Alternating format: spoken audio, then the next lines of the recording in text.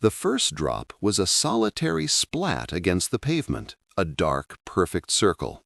Then the sky tore open. Rain fell not in sheets, but in a solid, shimmering wall, trapping a dozen people inside the daily grind. Yuki, polishing the espresso machine's steam wand, watched the city dissolve into a watercolor blur. She saw the collective slump of shoulders, the sigh that seemed to ripple through the cafe. This was the third time this week. Yuki was a curator of quiet moments. She knew Mr. Henderson would nurse his black coffee for exactly 47 minutes, that the university students' laughter peaked just before a deadline, and that the woman in the burgundy scarf always left a tiny, worried frown in her latte art. Yuki noticed, but she rarely intervened. Her world was one of observation, not action. But the rain, the relentless, isolating rain, felt like a problem she could, perhaps, address. The idea was born from a forgotten umbrella, left leaning in a corner for a week.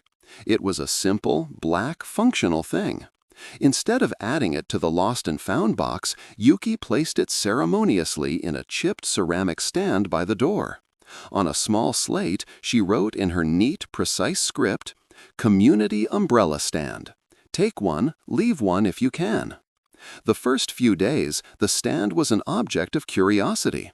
People would glance at it, read the sign, and offer a small, puzzled smile. Then, one Tuesday, a young man in a suit, phone pressed to his ear, stared at the downpour with genuine panic. Yuki saw his eyes dart to the stand, then to her. She gave a slight, almost imperceptible nod. He grabbed the black umbrella, mouthed "thank you," and vanished into the deluge. A small, warm spark ignited in Yuki's chest. The system began to breathe. The following week, the young man returned. Not with the black umbrella, but with two, one beige, one blue with polka dots. He placed them carefully in the stand. The black one helped a colleague, he explained briefly, his earlier panic replaced by a quiet pride. Yuki simply smiled, wiping down the counter. The stand became a silent conversation. A mother, caught with a toddler in a stroller, took the polka-dotted one and returned it the next day with a bag of homemade cookies tucked into its folds. A construction worker, soaked and shivering, took the beige one and replaced it a week later with a sturdier, golf-sized model. The collection grew, a motley crew of handles and canopies, each one a tiny flag of a life briefly intersecting with theirs.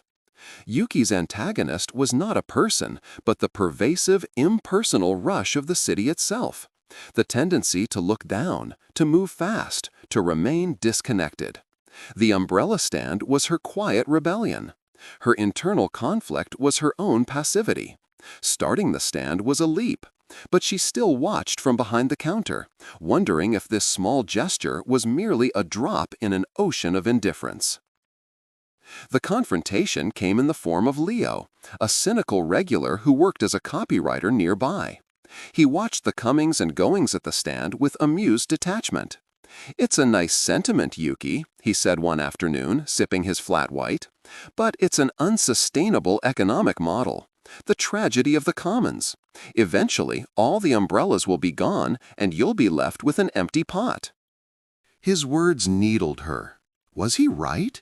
Was she naive? For a week, she watched the stand with a new anxiety, half expecting it to be stripped bare. It wasn't. Instead, something else happened. An elderly woman Yuki had never seen before came in on a dry, sunny bay. She carried a beautiful, old-fashioned wooden-handled umbrella. She didn't order coffee. She walked directly to the stand, which already held 5 umbrellas, and gently added the 6th. She patted its handle once, as if bidding a friend farewell, and left. The act was so deliberate, so full of unspoken grace, that it silenced Yuki's doubts. It was a pure contribution, asking for nothing in return. Leo had been there, typing away on his laptop. He'd seen it too. He didn't say anything, but he stopped making comments about the stand. The resolution unfolded slowly over the next month. The collection continued its slow, organic dance of departure and return. The community had embraced the system, proving its quiet resilience. But the true culmination came on a day of particularly violent weather. The wind howled, whipping the rain sideways. A woman rushed in, clutching the blue polka-dotted umbrella, which was now inside out and broken. "I'm so sorry," she said to Yuki, her face flushed with embarrassment and cold. "A gust of wind just destroyed it." "It's okay," Yuki said, her voice softer than usual. "It served its purpose. It got you here." The woman looked immensely relieved. She bought a tea and settled in. About an hour later, as the storm abated, Leo packed his bag to leave. He walked to the door, then paused at the umbrella stand. He looked at the broken, polka-dotted casualty, then at his own large, expensive, perfectly intact trench coat. He hesitated for a single telling moment. Then he hung his own coat on the rack, took the broken umbrella, and walked out into the damp, glistening city. Yuki watched him go. She didn't need to count the stains on the ceiling. She walked over to the stand. There, nestled among the others, was Leo's high-end umbrella. And, tucked into its folds, was not a note, but his business card. On the back he had scribbled, "For the next tragedy of the commons, Leo." A slow smile spread across Yuki's face. It wasn't about the umbrellas anymore. It was about the invisible net they had woven, a web of small trusts and smaller kindnesses that had caught even the most cynical among them. She looked out the window. The rain had stopped, and the city shone, clean and new, connected by 1,000 glistening threads.